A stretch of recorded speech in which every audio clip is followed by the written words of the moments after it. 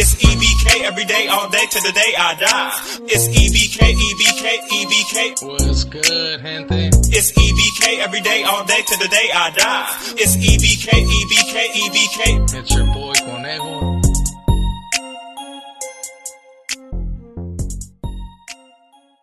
What's good, gente? It's your boy Conejo, and as you guys can see on the title and on the thumbnail, yeah, we're gonna be making a video, a profile on pretty much when the Sureños from Portside. I'm gonna strictly stick to Portside. Started making some type of noise and becoming an actual threat, at least in my generation, you know, because I know that in the early '90s they were putting it down too. I'm not gonna ever take that from them. But I'm gonna be speaking for like the mid 2000s, getting closer to 2005, 6, and stuff like that. So I'm gonna be speaking on what made them actually like blow up or start wanting to push some type of line, you know, because for a good minute the Sureños were just chilling. You get me? They were mostly kicking back. You knew you can find them on like downtown, 2nd Street, and stuff like that. San Andreas. They had little areas where you knew you were able to spot them, but they weren't really out there in Watson running amok. And it got to a good little time, like I said, man, like in 2000, I want to say 6, 7, where they actually started to put in work, you know, and you would see them pushing in mobs, like little balls, you know what I'm saying? Like a good solid 10 or 12 individuals pushing together just to take off, like actually get off on the Norteños. And I'm gonna actually speak on some of the hoods where they did go a lot to put in work. You get me? And I'm gonna tell you guys a little bit of why they were able to grow and not become brave, because in all reality, to be a Sureño in Watsonville, you gotta have some type of balls. You get me? You gotta be with the functions, be with the business. Because like I said, it is a Norteño town, and it happens to have a lot of Norteño hoods, to the point where they funk with each other instead of with the Sureños at times. So I hope you guys like this video, man. So if you do, you make sure to hit them likes, subscribe, hit that follow button. And you guys already be knowing, man, when you hit that notification bell, make sure you hit all so you don't miss out on no fire content. And also, man, so when we go live, you guys are able to jump on and chop it up. You guys already be knowing. So with all that being said, man, let's get started. So I'm going to have to start all the way back to pretty much middle school. In middle school, there were Sureños in all the schools, I'm pretty sure. But it wasn't really like a place where they injured each other, you know, like, and actually put in work or whatever. There was fights, of course, but for like regular fights, it wasn't really nothing too extreme. Especially for some of the middle schools, because there's 4 middle schools, 5 if you count Pájaro, but pretty much there was just 4, you know, at that time, and it wasn't really too bad, you know. Don't get me wrong, for the Sureños, they did experience some bad things, and pretty much if there was a fight, it was pretty much bad, I guess. But towards high school, it gets a little bit more different, especially since a lot of the Sureños did happen to go to new school. That happens to be a school in Watsonville that a lot of the Southsiders go to. And then in my generation, a lot of the Norteños would go to Watsonville Community, which of course is not there no more. Now it's some houses and stuff like that. But out of nowhere, I want to say late 2006, 2007, the Sureños, they started putting in work. Like, I got approached a couple times. Even it was a red Honda. I still remember that. And they would always want to start some shit, you know. It would always be 4 individuals, which at the end of the day, I got down with them. You know, I happened to get down with them because they would get off. Like I said, they started looking for Norteños, which it was something pretty easy to do in Watsonville. You know, it still is to this day, because a lot of the Norteños, which like I said, it's a Norteño town, they feel comfortable to the point where they're always walking up and down. And like, that's why I say, like, the Sureños weren't known really to be walking like that. But in those years, like I had said earlier, pretty much like 2006, 2007, 2008, they actually started pushing in groups, like in big groups of like 12 and stuff like that. So it started becoming something like known, like, hey, these fools will push, you know. But when they push, they're pushing. They're not just walking to walk. You feel me? They're walking to find individuals to see if they actually want to get down. And they started putting in work. But what made them want to put in that work? Was it that they were tired, homie, of like the Norteño abuse? I had that, like in certain schools and stuff like that, or what was it? That they really wanted to bang.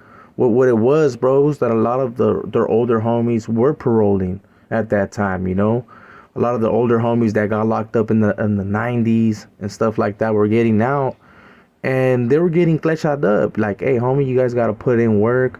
It's not just about over here hiding and just fighting in schools. You feel me?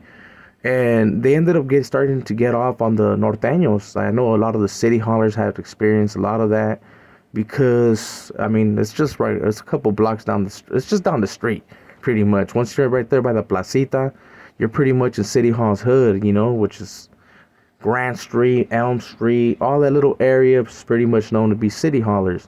So a lot of the city hallers used to experience those little rumbles, I guess, as well as some WVNers, because they were a lot of WVNers that were pretty much posted, and Northsiders, man. I can actually say some of the Northsiders from Chico's happened to be posted right there on Rodriguez.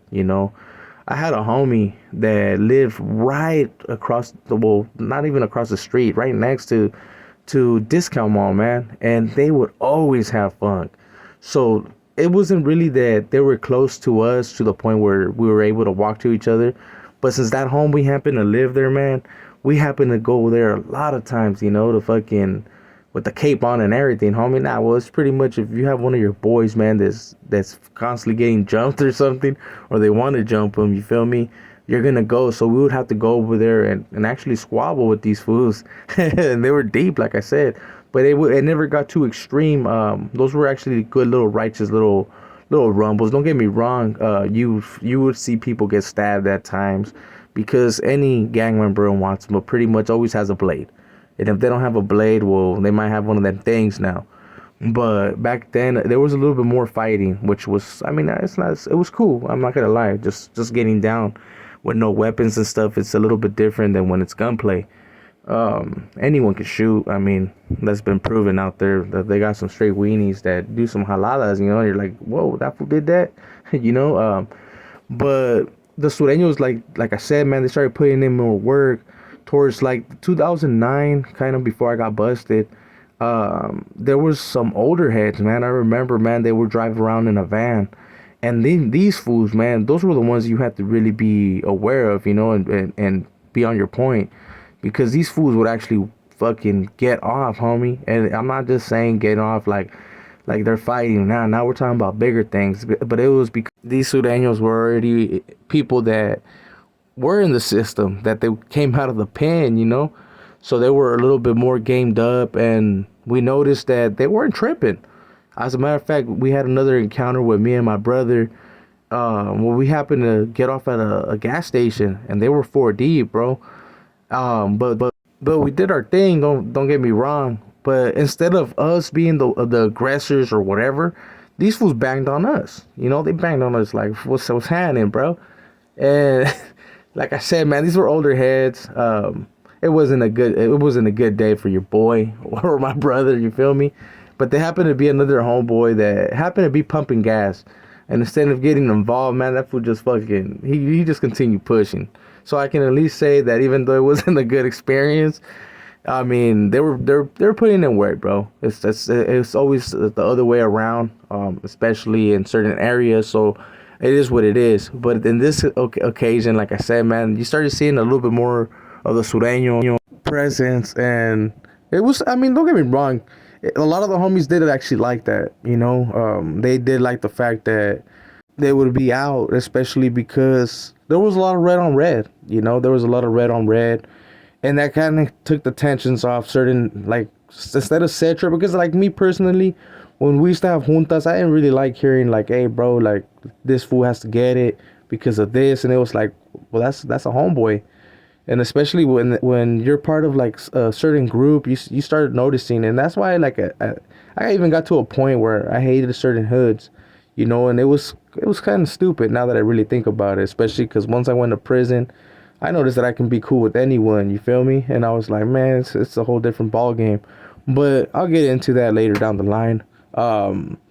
So they did like the fact that the Sureños were really coming out a little bit more. They were kind of used to like the Whisper Brothers, certain foods that you would always hear like, oh, I just gave that fool the blues, and it was kind of like, okay, where it got to the point where, hey man, make sure you go to the Green Valley trailers, the trailer park right there. Fools are getting chased. Go to Cary, you know what I mean? Because they had little guerras on Cary Street, like towards down the hill. He started noticing little spots, like, you know what? They're not just on 2nd Street. They're not just over here, and they're over here pushing now, so you can actually catch them on traffic. And it got violent, bro. I'm not even gonna lie, especially because they were putting in work, and a lot of the homeboys were putting in work too. It was stupid, but that's what happens when people are young and they're doing their thing and they're feeling themselves. And it was like that for a good minute, to be quite honest. After the whole Operation Groundhog, which I made a video, so if you're looking for it, go tap in, where a lot of the Portsiders did get locked up. And then it was back to pretty much red on red. But I will get into some other stories, especially on the Green Valley trailer park. It was a well-known spot for Sureños, to be quite honest. And they would come out, to be quite real. I'm just putting that out there because I had some experiences right there as well. We're pretty much exiting from Watsonville community when it was there. It was funk. It was funk season. Little baby Dusty or whatever from Chico's, he experienced some of that shit too. Triste. There was a couple homeboys. So I will get into those stories as well, man. Shout out to the Portsiders. Now it's all love and respect. You guys already be knowing. But there were some actual funny stories now, especially because, like I said, later down the line, I did become really cool with a lot of them. So, like I said, shout outs. I will be making some videos about now, because, like I said, I see some comments where there's new hoods, and they want to put it down, I guess, or they've been putting it down.